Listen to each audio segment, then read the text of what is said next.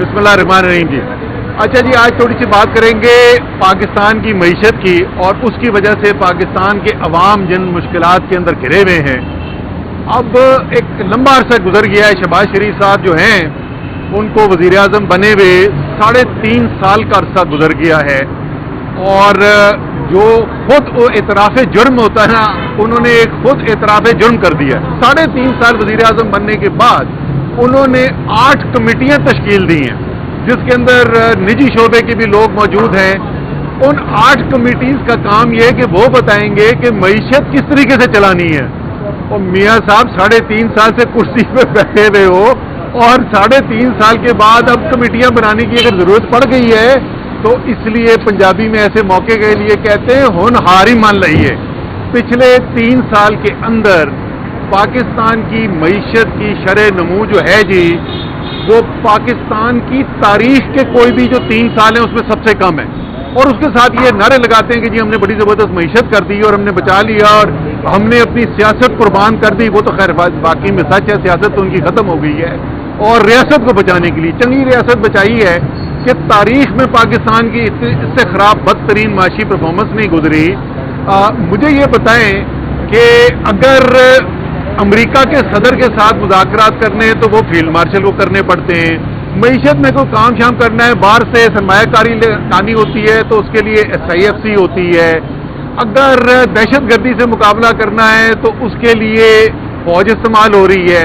और जाहिर है अगर बॉर्डर के ऊपर हमला होता है तो वही करते हैं, फौज नहीं करना होता है। तो ये जो इस वक्त मियाँ साहब की फॉर्म 47 की हुकूमत बैठी हुई है, इसका मकसद मुंतहा क्या है? अगर कोई काम भी इन्होंने नहीं करना तो इनका क्या, कोई गटर साफ करना और नालियां साफ कराना इनका काम है? तो मियाँ साहब आपने ये कमेटियां बना के खुद इतराफ़ जुर्म कर लिया है कि आप मईशत ठीक करने में नाकाम हो गए। तो मेहरबानी करें इस फॉर्म 47 की सहूलत से मिली हुई कुर्सी को छोड़ें और एक ताज़ा इंतखाबात करवाएं और अवाम के मुंतखब नुमाइंदों को मुल्क चलाने दें।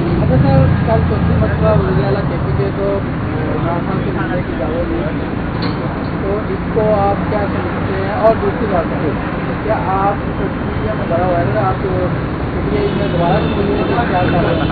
अच्छा, पहले मैं दूसरे वाले सवाल का जवाब पहले दे दूँ। ये पूछ रहे थे कि क्या मैं PTI में सोशल मीडिया पे, तो ये एक खौफजदा ग्रुप है, ठीक है ना, तहरीक इंसाफ का। तो वो भी हमारे अपने ही साथी हैं पुराने। तो उस खौफजदा ग्रुप को मैं कहूँगा कि भाईजान आप एक काम करें ना, ये मेरा नुस्खा आजमाएं।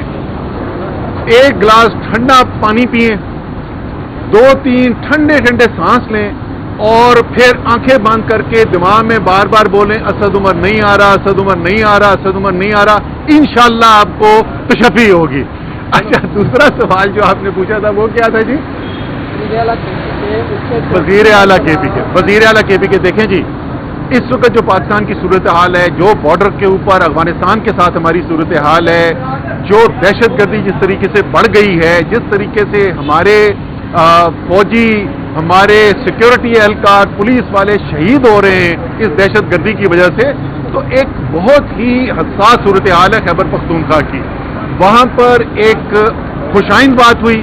पहले ये कहा जा रहा था कि जी सुहेल अफरीदी को जो है वज़ीर आला नहीं बनने दिया जाएगा, लेकिन उसके बाद मैंडेट का एहतराम किया गया। ये अच्छी चीज़ है, खुशाइन चीज़ है। उसके बाद ये भी अच्छी बात हुई कि खबर आई कि कोर कमांडर साहब जो हैं वो खुद गए सुहेल अफरीदी से मिलने के लिए, उनको मुबारकबाद भी दी। ये अच्छी बातें हैं।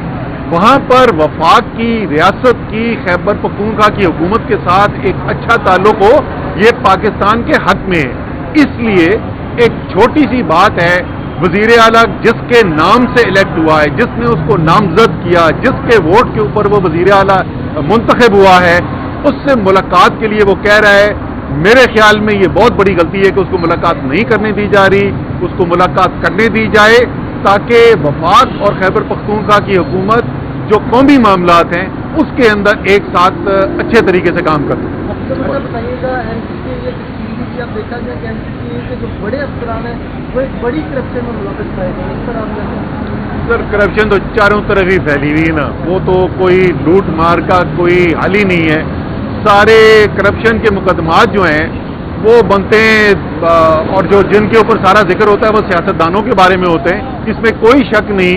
کہ الحمدللہ بے تحاشا سیاستدان بھی ایسے ہیں جنہوں نے خوب ہاتھ مارے میں بے تحاشا کرپشن کی ہوئی ہے، بڑے بڑے عہدوں بڑی بڑی کرسیوں پہ بیٹھے ہوئے، بلکہ آپ کہہ سکتے ہیں سب سے بڑی بڑی سیاسی کرسیوں پہ بیٹھے ہوئے، لیکن جو باقی سینکڑوں ہزاروں کی تعداد کے اندر لوگ ہیں ان کے کرپشن کے کیسز جو ہیں اس کی نہ کوئی بات ہوتی ہے، اور وہ لوٹ کے لے گئے پاکستان کو۔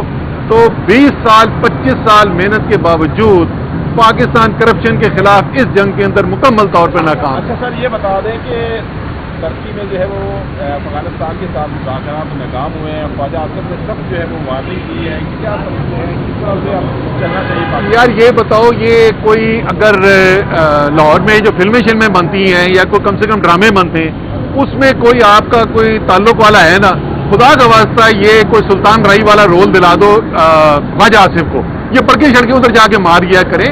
دیکھیں قومی معاملات کے اندر سنجیدگی سے آپ کو چیزوں کو لینا ہوتا ہے، اور جس قسم کے وہ بیان دیتے ہیں وہ کوئی حالات کو بہتر کرنے کی طرف نہیں چیزوں کو لے کر جاتے۔ خوشائن بات یہ ہے کہ ترکی کا بھی بیان آ گیا ہے، پاکستان اور افغانستان کے اندر اتفاق ہو گیا ہے کہ 6 نومبر تک سیز فائر آگے جاری رہے گا۔ ان دونوں ملکوں کے لیے، صرف پاکستان کے لیے نہیں، افغانستان کے لیے بھی انتہائی ضروری ہے کہ پاکستان اور افغانستان کے آپس میں تعلقات اچھے ہوں۔ اگر افغانستان یہ غلطی کرے گا کہ بھارت کے کہنے کے اوپر یا ان کے سہولت کار بننے کا کام کرے گا تو یہ افغانستان کے عوام کے ساتھ دھوکہ بھی ہوگا اور ان کے لیے شدید نقصان کا باعث بھی ہوگا، لیکن ساتھ کے ساتھ پاکستان کے لیے بھی یہ بہت اہم ہے کہ افغانستان کے ساتھ ہماری مشرقی سرحد کے اوپر ایک خونخوار زخمی دشمن بیٹھا ہوا ہے۔ جس طریقے سے آپ نے نریندر مودی کو ساری دنیا کے سامنے ذلیل کروایا ہے، ایک تو اس کو ڈونلڈ ٹرمپ نہیں چھوڑتا، ہر 4-5 دن کے بعد اس کو چابی دیتا ہے، تو کم سے کم مغربی سرحد کے اوپر دونوں مسلمان ملک ہیں، ایران افغانستان، یہاں دونوں کے ساتھ ہمارے اچھے تعلقات ہونا بہت ضروری ہے۔ بہت بہت